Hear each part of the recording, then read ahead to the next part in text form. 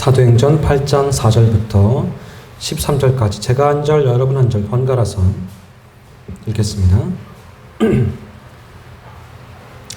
그 흩어진 사람들이 두루 다니며 복음의 말씀을 전할세.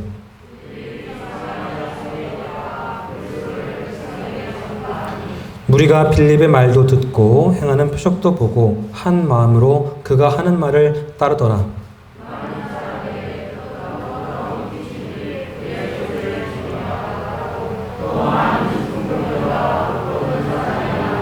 그 성에 큰 기쁨이 있더라.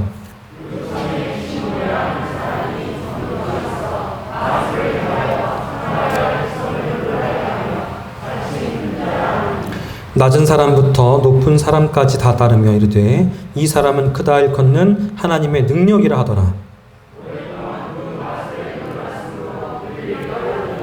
빌립이 하나님 나라와 및 예수 그리스도의 이름에 관하여 전도함을 그들이 믿고 남녀가 다 세례를 받으니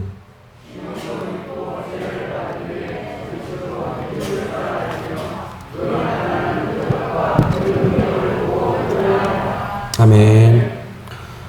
네, 오늘 말씀의 제목은 사마리아에 전파된 복음이란 제목으로 말씀을 전하겠습니다. 지금 일본에서 올림픽 열리는 거 알고 계시죠? 이 코로나라는 특수한 상황이긴 합니다만 열심히 준비하고 땀 흘리고 노력하는 우리 선수들을 위해서 응원을 했으면 합니다. 그런데 왜 우리가 그런 운동 경기를 보면서 또 올림픽이나 월드컵 이런 운동 경기를 보면서 열광하고 좋아하는 걸까요? 그런 운동 경기를 보면서 나는 못하지만 우리나라의 명예를 드높이는 그런 선수들을 보면서 응원하고 싶은 마음, 또 이기고 싶은 그런 마음, 그런 마음들이 충족되기 때문이 아닐까 생각을 해봅니다.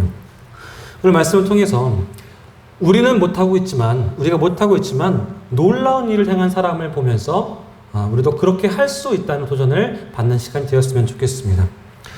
본문 가운데에서 바로 우리에게 그러한 도전을 주는 사람이 바로 빌립입니다. 7장이 스데반이 유대교 지도자들에게 복음을 전한 장이라고 한다면 8장은 빌립이란 사람이 사마리아 사람들에게 복음을 전하고 또 에디오피아 내시에게 복음을 전하는 그런 장면을 기록한 장입니다. 예루살렘 교회가 이제 큰 박해를 당하게 됩니다. 그래서 사도 외에 또 몇 사람 안 남고 다 유대와 사마리아 땅끝으로 다 흩어집니다. 예루살렘에만 크리스천들이 모여 있었는데 박해를 당하게 되니까 사도들과 그 몇 명만 남고서는 다 흩어지게 된 거예요. 대부분의 교인들이 다 흩어졌습니다. 4절과 5절 말씀을 보시면 그 흩어진 사람들이 두루 다니며 복음의 말씀을 전할세 빌립이 사마리아 성에 내려가 그리스도를 백성에게 전파하니 라고 되어 있습니다. 흩어진 사람들이 복음을 전파했다 라고 되어 있어요. 흩어진 사람들이다 그러면 여기서 교회의 박해가 시작이 되니까 예루살렘을 떠나서 온 유대와 사마리아 지방까지 흩어진 성도들을 이야기하는 것입니다. 그런데 그들이 흩어져서 숨어 지낸 게 아니에요. 거기 가서도 복음의 말씀을 전했다는 것입니다.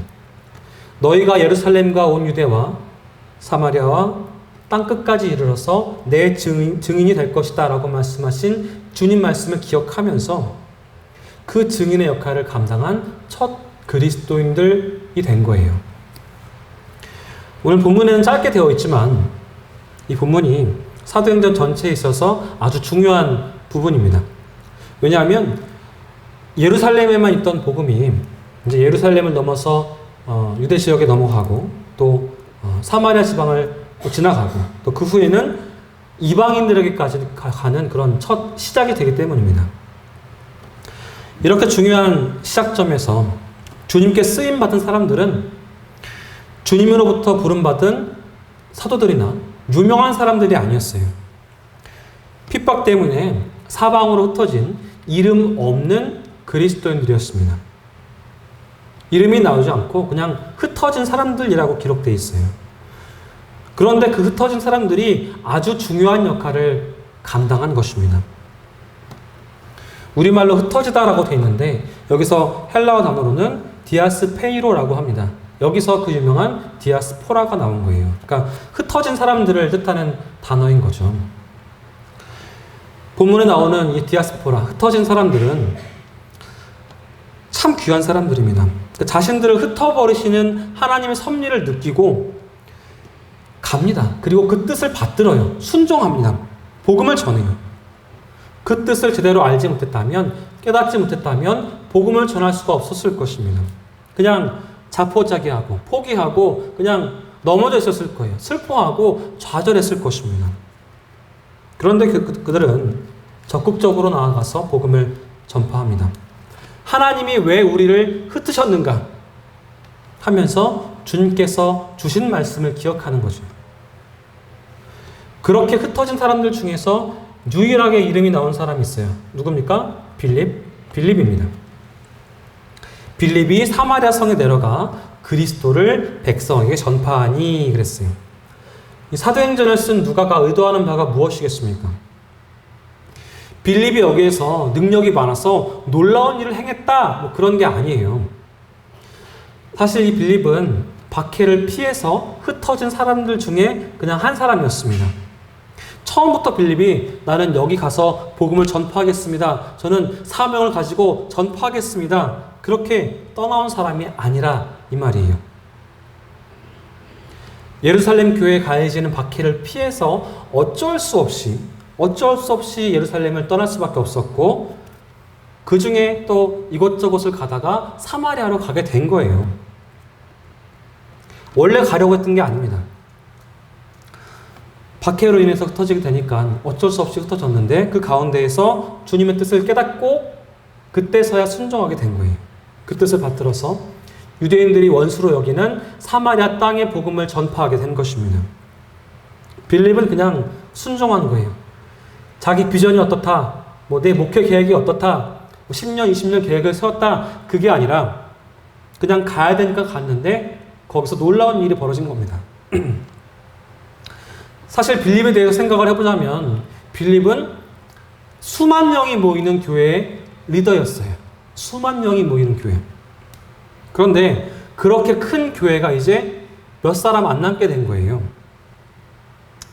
그러니 그 마음이 얼마나 쓸쓸하고 힘들었겠습니까? 얼마나 괴로웠겠어요.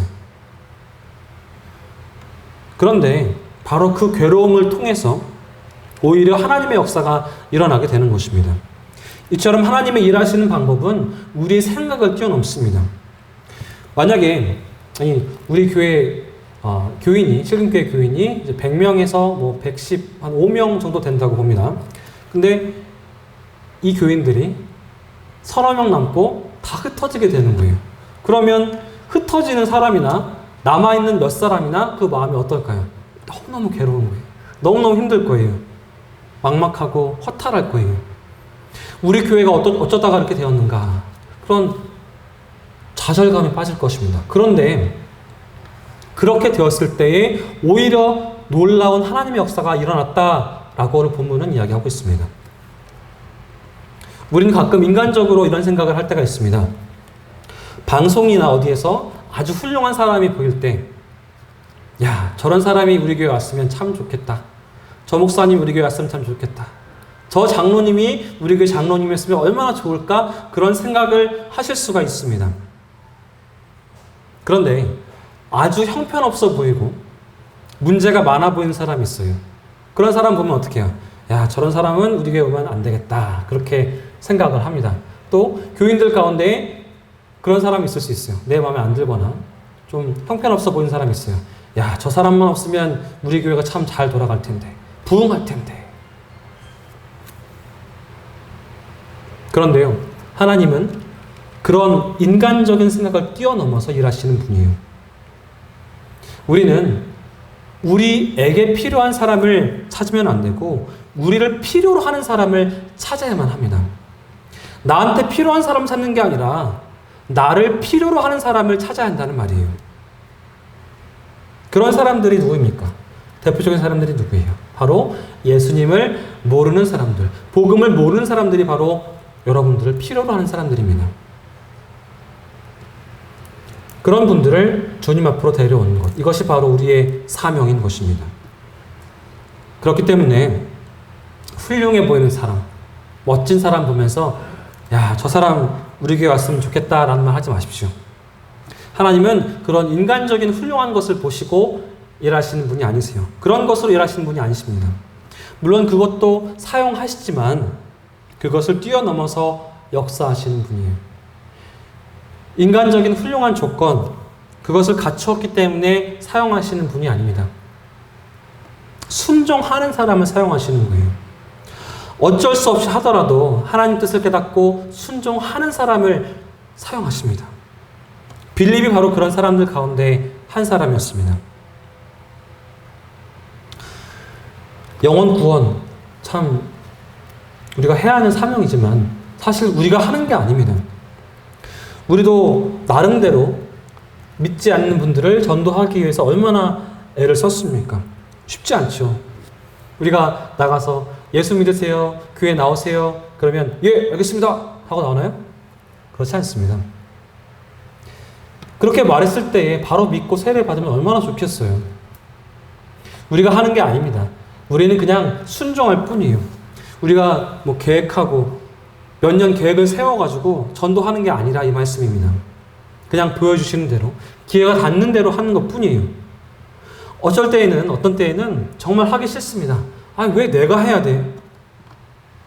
정말 괴롭고 힘든데, 하기 싫은데. 하지만 주님이 원하시기 때문에 하는 거예요. 저 한 사람도 영원한 멸망에 빠지지 않는 것을 바라시는 분이 예수님이시기 때문에 하는 거예요. 뻔히 지금 죽으러 가는 사람, 죽음을 향해 가는 사람이 보이는데 에이, 난 구원 받았으니까, 난 천국 가니까 당신은 가든지 말든지 마음대로 하시오. 이러면 되겠어요, 안 되겠어요? 당연히 안 되는 거죠. 주님이 구하길 원하고 계시는데. 참 힘들고 하기 어렵지만, 쉽지 않지만 하나님이 원하시니까 하는 거예요. 어쩔 수 없이라도 하는 겁니다. 그런데 그 뜻을 깨닫고 순종하니까 놀라운 일이 일어난다라는 거예요. 빌립이 사마리아로 가서 사마리아인들에게 복음을 전파합니다. 근데 그 결과가 어떻습니까? 6절, 7절 보시면 무리가 빌립의 말도 듣고 행하는 표적도 보고 한 마음으로 그가 하는 말을 따르더라. 많은 사람에게 붙었던 더러운 귀신들이 크게 소리를 지르며 나가고 또 많은 중풍병자와 못 걷는 사람이 나으니 라고 돼 있어요. 빌립이 순종해서 나아가니까 놀라운 역사가 일어났죠. 복음을 듣고 많은 사람들이 전도가 됩니다. 기적이 일어납니다. 사람들이 따릅니다. 귀신들이 쫓겨나갔어요. 병이 나왔어요. 보통 일이 아니죠. 놀라운 일입니다. 그런 역사가 일어났어요. 그런데 놀랍게도 바로 이러한 일들이 빌립 단 한 사람을 통해서 일어났다라는 거예요. 빌립 단 한 사람이 주님 뜻을 깨닫고 순종해서 사마리아의 복음을 전하니까 이런 일들이 벌어진 겁니다. 우리가 그래요. 내가 순종한다 그래서, 내가 봉사한다 그래서, 내가 교회의 일을 섬긴다고 해서, 나 한 사람이 주님 뜻대로 한다고 해서 뭐가 될까? 그냥 남들 하는 대로 그냥 따라서 하면 되지. 그냥 주일날 교회 한번 나오고 대충 신앙생활 하면 되지. 결코 그렇지 않습니다. 나 한 사람에 순종하면 됩니다. 나 한 사람에 순종하면 거기에 놀라운 역사가 일어나요. 문제는 나 한 사람의 순종을 하지 않기 때문에 그런 놀라운 역사가 일어나지 않는다라는 거예요. 나 한 사람이라도, 이 많은 사람들 가운데 나 한 사람이라도 순종하고 따라가면 그런 놀라운 역사를 하나님께서 일으켜 주시는 겁니다. 누구를 통해서? 순종한 한 사람, 나를 통해서. 근데 오늘 본문에 나와 있는 이 성이 어느 성인지는 정확하게 알 수가 없어요. 그 이전에 뭐 북이스라엘의 수도였던 사마리아이든지 아니면 사마리아 중에 한 성인지 알 수가 없습니다. 아무튼 이 사마리아에 있는 성이 복음화가 되었습니다. 근데 이 사마리아의 배경을 생각을 해보면 이것은 굉장히 놀라운 일입니다. 원래 이스라엘은 하나의 나라였습니다. 그런데 솔로몬의 아들 르호보암 때에 남북으로 나뉘게 되죠. 북이스라엘과 남유다로 나뉘게 됩니다. 그렇게 분단된 북왕국에서 옮기게 된 수도가 사마리아였습니다. 분단되고 200년 정도가 지나고 난 뒤에 아시리아 제국의 사르곤 대왕한테 침략을 당해서 멸망을 당합니다. 이 사르곤 대왕이 이 북이스라엘에 있었던 지배 계급을 다 쫓아냈어요. 그러니까 이스라엘 백성들을 다 쫓아냈습니다. 그리고 다른 데에 있던 사람들을 데리고 와서 거기 정착하게 만듭니다. 그리고 펼친 정책이 혼혈 정책이에요. 그 사람들하고 이스라엘 사람들하고 결혼을 시켰어요. 강제로 결혼을 시킵니다. 그것이 바로 이제 아시리아에 동화될 수 있도록 만드는 가장 빠른 정책이라고 생각을 했고, 또 반역할 수 없도록 만드는 것이라고 생각을 했기 때문에 그렇게 혼혈 정책을 펼쳤습니다. 그래서 이방인들과 이스라엘 사람들의 피가 섞이게 되었어요. 근데 유대인들이 뭐에 집착해요? 순혈, 순수 혈통에 집착을 합니다. 그러면 이 사마리아 사람들은 뭐예요? 이방인이에요. 이방인입니다. 그래서 사마리아 사람들을 경멸하게 된 것입니다. 남유다가 그 다음에 이제 바벨론에게 멸망당하고 포로 생활을 하다가 돌아옵니다. 돌아와 보니까 좀 이상한 사람들이 있는 거예요. 피가 섞인 사람들이 보이는 겁니다. 근데 그것보다도 더 중요한 것은 신앙이 이상해진 거예요. 신앙이 섞여버린 거예요.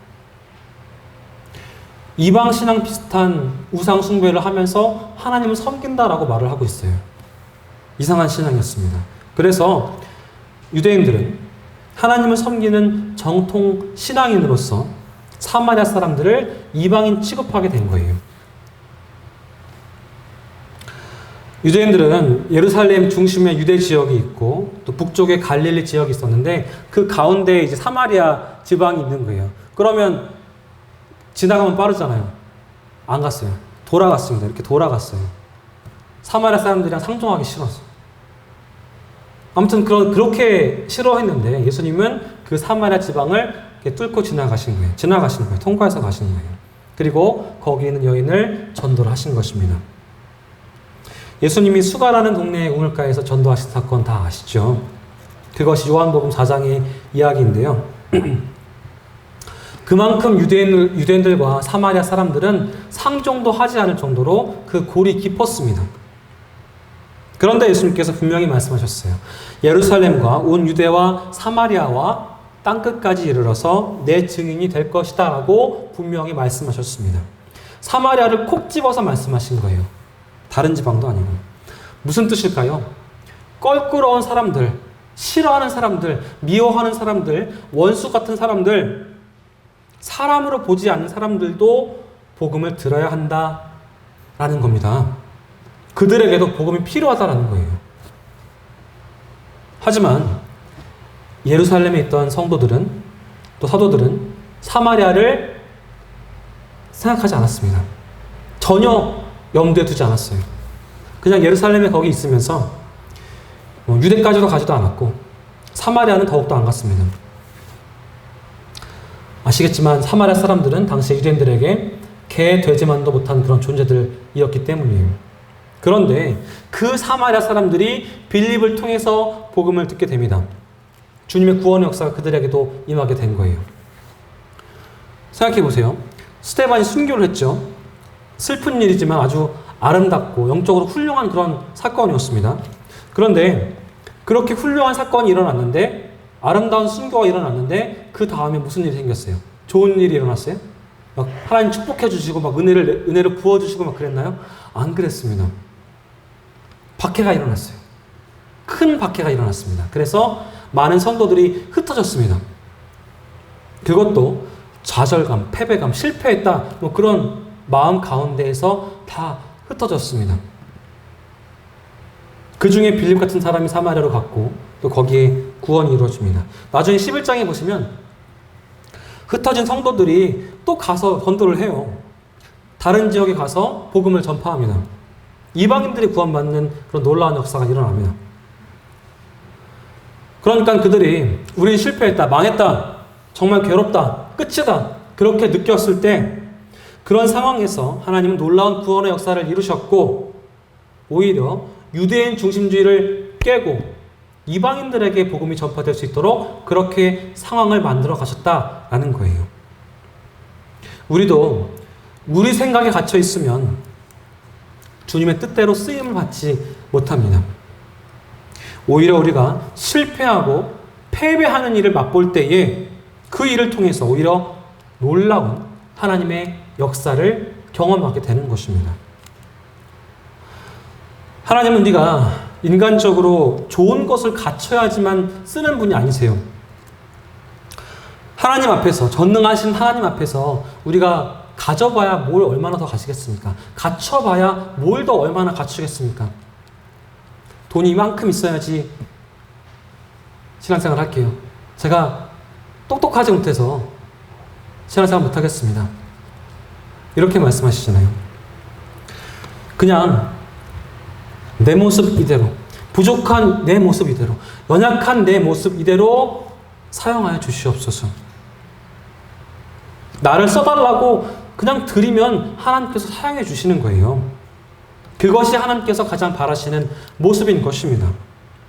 내가 조금만 노력해서 조금만 더 되면 내가 신앙인이 되겠습니다. 훌륭한 신앙이 되면 하나님께 제 삶을 드리겠습니다. 이게 아니라 말이에요. 그냥 연약한 내 모습 이대로, 하나님, 저 같은 사람도 사용해 주시겠습니까? 저를 받아주세요. 저를 사용해 주세요. 이렇게 내려놓고 나오면 하나님께서 그 모습을 기뻐해 주시고 사용해 주시는 것입니다.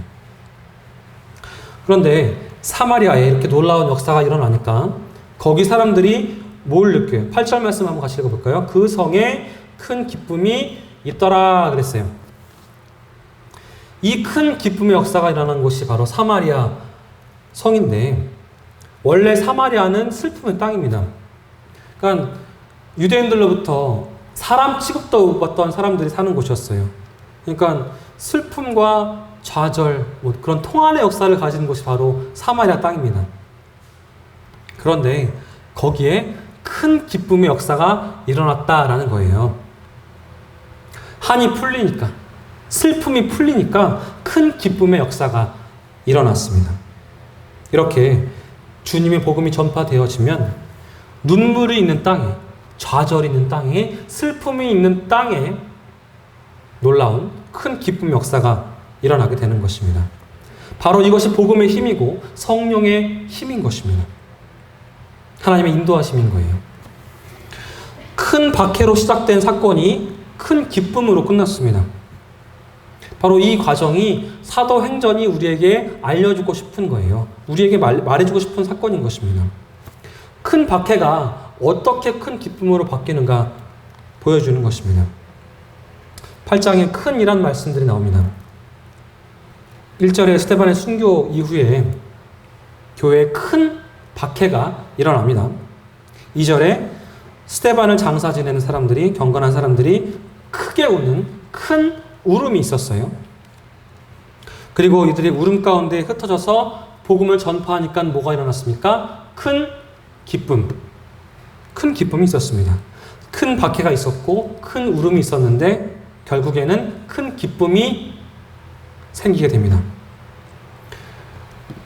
큰 박해가 큰 기쁨으로 바뀌는 중간에 뭐가 있었다고요? 큰 울음.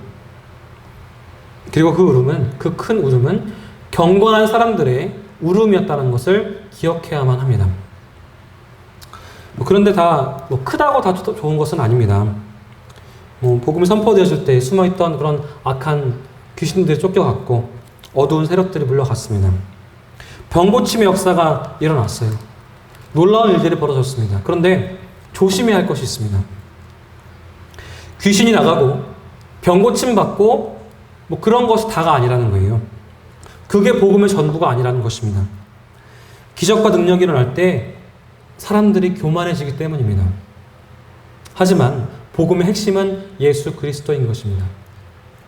우리 실금교회가 100명, 200명, 300명 막 부흥해요. 그러면 제가 어떻게 되겠어요? 목이 이렇게 곧아지겠죠. 내가 잘해서 교회가 부흥했다. 이러면 어떻게 되는 거예요? 하나님이 치시는 거예요. 하나님께서 은혜로 주셨다. 하나님께서 하셨다라고 감사할 때 하나님께서 칭찬해 주시는 것입니다. 우리가 복음을 전해서 놀라운 구원의 역사가 일어날 때 기뻐하지만 그럴 때일수록 교만해서는 안 된다라는 겁니다. 하나님이 주신 은혜일 뿐이에요. 어떤 기적이나 성공 자체가 우상이 되어서는 안 된다라는 것입니다.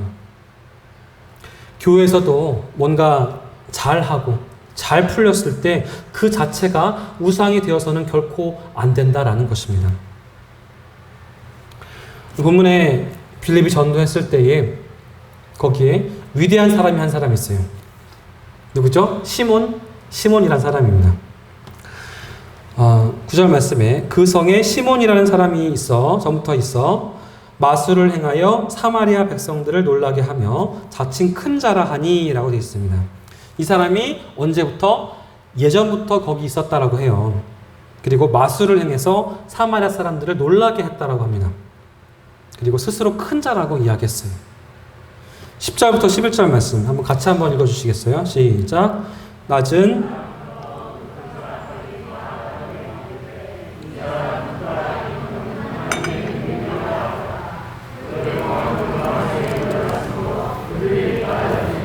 아멘. 낮은 사람부터 높은 사람까지 이 시몬을 따랐어요. 심지어 그가 행한 것을 보면서 이 사람 크다. 일컫는 하나님의 능력이로다. 이것을 봐서 시몬이 자기가 하는 일이 하나님의 능력이다라고 그렇게 좀 빙자를 한 것 같아요. 그래서 마술을 한 것 같습니다. 11절에는 오랫동안 그 마술에 놀랐다라고 되어 있는데요. 아주 오랫동안 이 지역에 큰 힘을 가지고 있었던, 영향력을 행했던 그런 사람인 것입니다. 큰 능력과 큰 표적과 큰 기사와 큰 기적을 행하는 마술사였던 것입니다. 영어 성경을 보시면 이 마술사라는 단어가 매지션이 아니라 소서러라고 되어 있어요. 무슨 차이냐면 매지션은 이렇게 그 모자에서 토끼 이렇게 꺼내고 꽃 만들고 막 그런 사람들 있잖아요. 그런 사람들을 이제 매지션이라고 하고 소서러는 영적인 능력을 행하는 사람들을 소서러라고 합니다.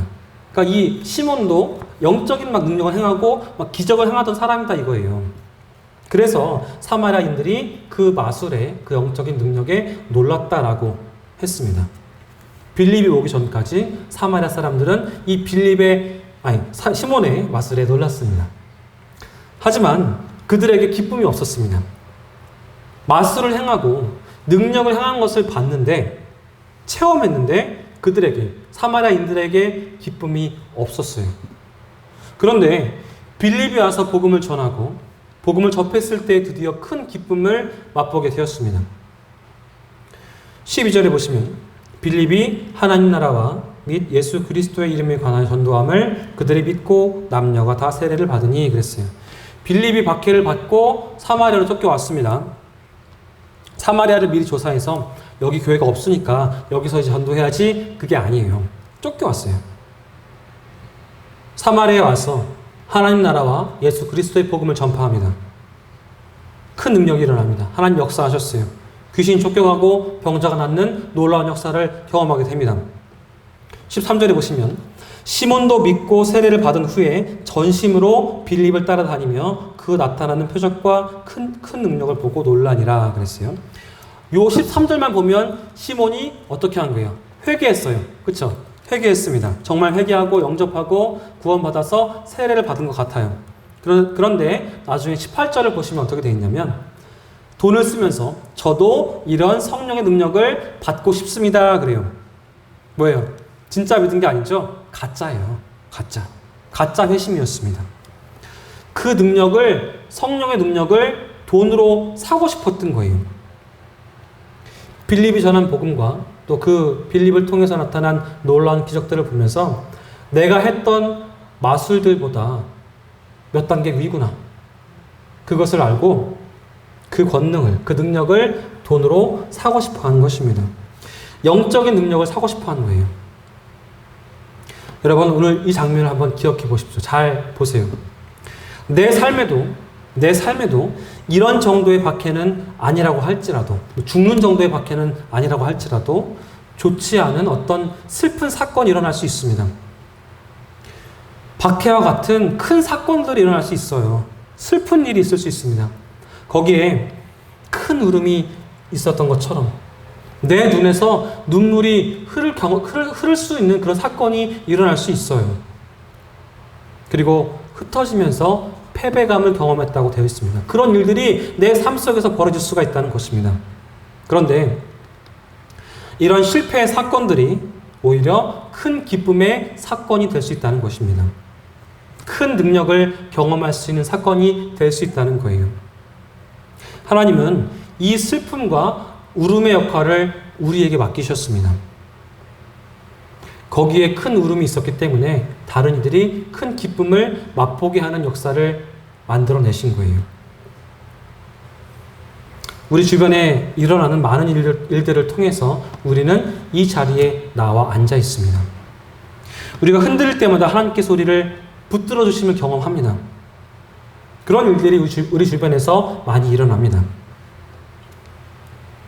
주님의 은혜가 아니면 어떻게 나와 같은 사람이 이 자리에 앉아 있겠습니까? 이런 모든 일들이 예수님의 복음을 믿고 따르게 하기 위해서 나타난 일들임을 잊지 마시기 바랍니다. 우리 삶에도 힘든 문제가 벌어집니다. 고통들이 다가와요. 슬픔들이 다가옵니다. 환난이 일어납니다. 그럴 때 그래요. 하나님 왜 저입니까? 왜 나한테 이러세요? 왜 하필 저입니까? 왜 저에게? 왜 우리 가정에? 내 사업터에? 이런 일이 벌어집니까? 정말 우는 것 밖에는 할 수 없을 때가 있어요. 좌절할 수밖에 없습니다. 한숨밖에 나오지 않을 때가 있습니다. 그런데 우리의 한숨과 울음과 좌절과 슬픔의 그 순간에 오히려 큰 기쁨의 역할을 전해줄 수 있는 역할을 우리가 감당할 수 있게 된다는 거예요. 어떻게? 주님 뜻을 헤아리면서 충성할 때, 그 자리에서 순종할 때 큰 능력이 일어나게 하셔서 다른 사람으로 하여금 그 기쁨을, 큰 기쁨을 맛보게 하신다는 거예요. 아, 저 사람이 믿는 예수라면 나도 한번 믿어보고 싶다. 저렇게 힘든 상황이 있어도 주님을 바라보면서 승리하는구나. 혹시 지금 절망적인 상황을 당하셨습니까? 좌절하지 마십시오. 지금 이 일은 내가 감당할 수 없는 일이다 라고 느끼십니까? 낙심하지도 마시기 바랍니다. 분명히 슬퍼할 수밖에 없고 울 수밖에 없고 넘어질 수밖에 없는 그런 상황인데, 하지만 바로 그 순간을 넘어서 그 자리에서 하나님 뜻을 헤아리고 순종하고 충성하며 나아갈 때에 하나님께서 예배해 두신 큰 기쁨의 성을, 아름다운 성을 만나게 되실 줄로 믿습니다. 기도하겠습니다. 우리 인간의 생사화복을 주관하신 하나님 아버지, 전 세계적인 질병으로 인해서 우리의 삶이 축소가 되고 우리의 삶의 터전 또한, 우리의 마음 또한 고통 가운데 처해 있습니다. 우리가 이런 상황에, 환경에 넘어지지 않도록 주님 붙들어 주시옵소서. 우리의 능력이 아니라, 우리의 지식이 아니라 주님의 능력을 의지하면서 하나님께 나의 삶을 의탁하면서 이어나갈 수 있도록 하나님 도와주시옵소서. 주님 뜻을 구하며 주님 말씀을 나의 삶을 통해 전하는 성도의 삶을 살길 원합니다. 다른 무엇보다 하나님 바라보면서 하나님 앞에서 성도의 삶을 살아갈 수 있도록 주님 인도하여 주시옵소서. 예수님의 이름으로 간절히 기도합니다. 아멘.